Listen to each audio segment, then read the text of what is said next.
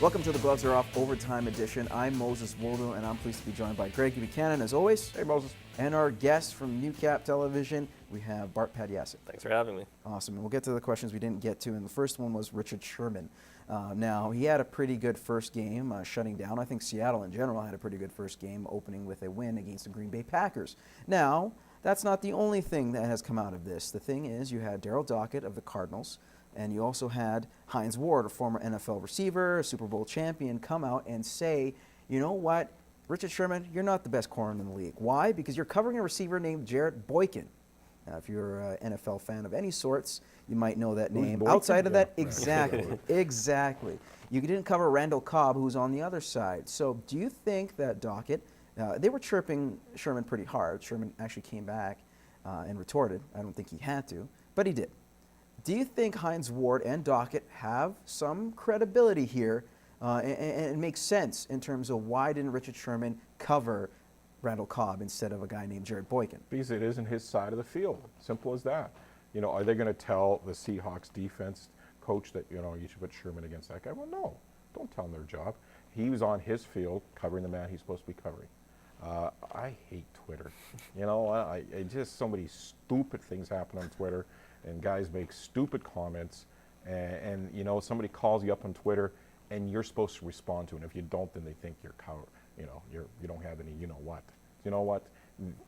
Yeah, just stay away from it. But it's not just But average Sherman fan. doesn't. But No, Sherman it's doesn't not your want to do average- that. But the thing is, it's not your average fan, No. right? It's not like some kid just chirping you. What it is you got a Pro Bowler in Darnell Dockett, and you brought in a Super Bowl champion and a heck of a receiver in his time with Pittsburgh and Hines Ward. But why are they going on? That's some serious credibility. But why are they chirping on Twitter? Well, because they're watching him cover a guy named Jarrett Boykin. They might have had a point too if the Seahawks either barely won or were lost, but they went up by 20 points. They kept to their game plan, and honestly, the fact that I think there's a lot of people don't like Sherman just because he has a bit of a big mouth. He's not afraid to say whatever he says, and that's why I actually kind of like him. Yeah, the bad thing about this is poor Mr. Boykin. You know, you know, everybody's making fun that you're not covering Boykin. It's like, well, I'm a pretty good receiver. You know, and that's the bad thing about it. Does anybody worry about Mr. Boykin? Well, I'm sure all the concerns will go to him. At least Mr. he and knows Mrs. Boykin at are least upset. at least he's got one fan in his corner named Greg Buchanan. Go Boykin. I want to get to football. Keep on the topic of football. This one, the college ranks. Penn State, of course, 4 years ago, or 2 years ago, that is. They were going to suffer a 4-year ban from any bowls, not allowed to sign any players or give scholarships during that time. That got reduced, actually. They are officially now back as, given bowl status and are allowed to give out scholarships. Now, last year it was reduced, but now they're allowed to give out full scholarships. So, guys, do you think after this Jerry Sandusky scandal that Penn State deserves to be back where they are right now, to have this ban lifted? I think Jerry Sandusky, he got punished already. The staff on that list already got punished. A lot of the players, Joe Paterno. a lot of the great players that were on there left already to other programs, other schools. The players and the staff that are on there right now, they have little, if not nothing, to do with the Sandusky era. I think it's about time. I don't think the players should have been punished as much for this, but I feel like something should have been done. The thing is, you suspended a program for 2 years, possibly 3 years, and It was supposed to be 4, but it got reduced. so it gets reduced down to 2. And what happens now? You have to rebuild. You know how long it takes to rebuild an entire program where you lost your foundation. You have to. It's just like losing your foundation of your house. You have to build that foundation again, and you have to build up that program again. It's going to take 2 years until they're competitive again. So you can suspend them for 4 years, 2 years, whatever, but it's going to take 2 years once it's lifted to get back to where you So want pretty to be. much they've already suffered enough. Oh, and they've it's about suffered. time to just move on. It's time to move on, and Okay. unfortunately what happened, and it's time for this program to give opportunity for young men to further their football career. Should it be time for the Toronto Blue Jays to move on, to keep taunting their fans, teasing their fans, saying, hey, we're not too far away from a wild card spot, but then all of a sudden start losing games. Now, last night they were facing a terrible, I'd say this because Hey, I it's know the you're a Cubs Cubs. fan. It's my Cubs.